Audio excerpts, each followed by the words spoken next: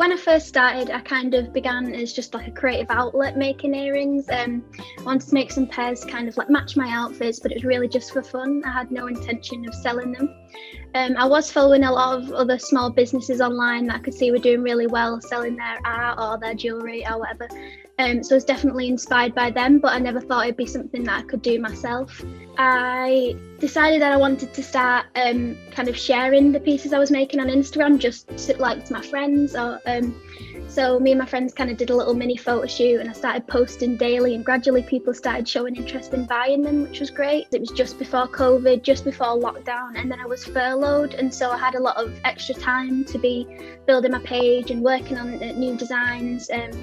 So yeah, I had a lot of spare time, but it's kind of helped me grow. I was surprised how many people were like up for buying new things during lockdown, but I think people were just excited to do a bit of online shopping. I had a job, so it meant that it wasn't too stressful. I kind of didn't rely on the business too much. I just kind of, in my spare time, would work on it and didn't throw too much of my money into it or anything like that. Just, I was willing to spend a little bit of money just because it was a creative outlet that I thought I would enjoy.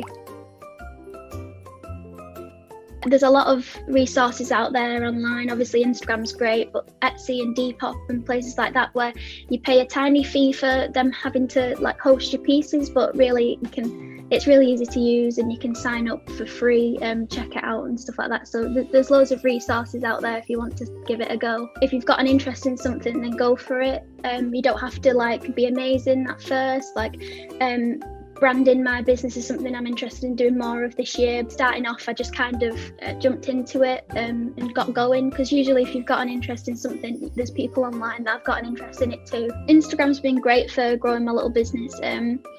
I've found that kind of reaching out to friends or people that I follow online and really like the way they dress or I really like the way they do their makeup, then I've kind of reached out to them in my messages and said, if I send a freebie, would you be able to send a picture of you wearing them if you love them? And I often get a nice message or picture back from them that I'm able to post, so definitely look into gifting if you can afford it.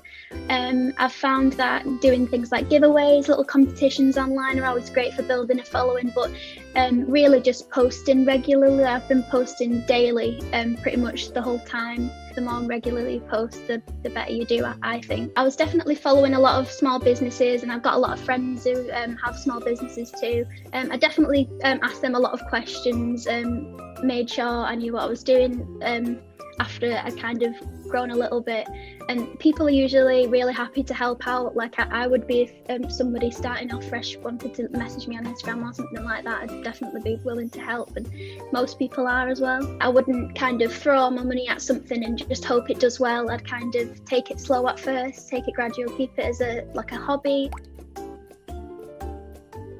It was crazy really that I was able to kind of just carry on making earrings and it being my main income, but I definitely want to make sure I kind of keep a bit of the design work in there as well, so it's still I want it to be a side hustle forever really. It being my own business, I'm able to spend as much time as I want on it.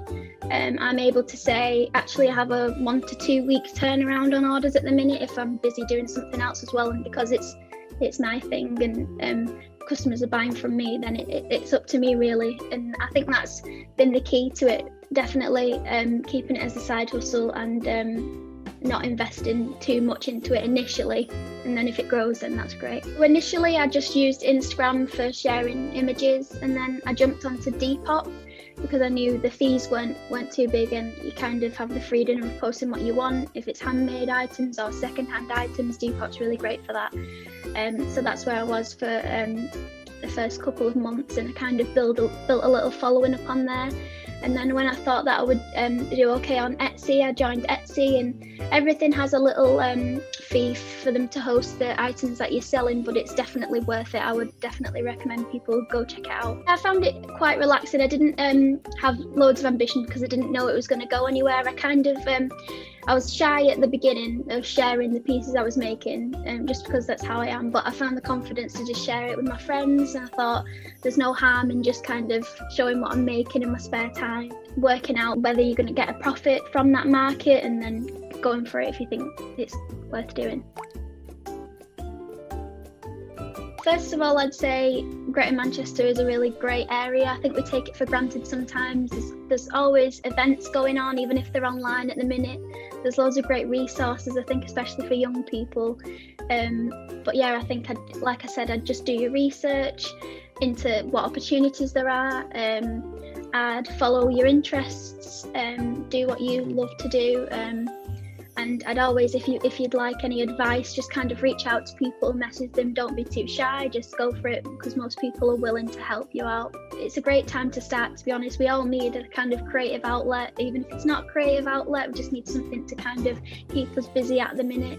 I think it's great that everything's kind of moved to online. That's sometimes a bonus for like businesses like myself, and people are spending a lot more time on the phones and the laptops and stuff like that. So yeah, I'd say kind of give it a go, take it slow at first, just see it as a side hustle, and you never know where it could go.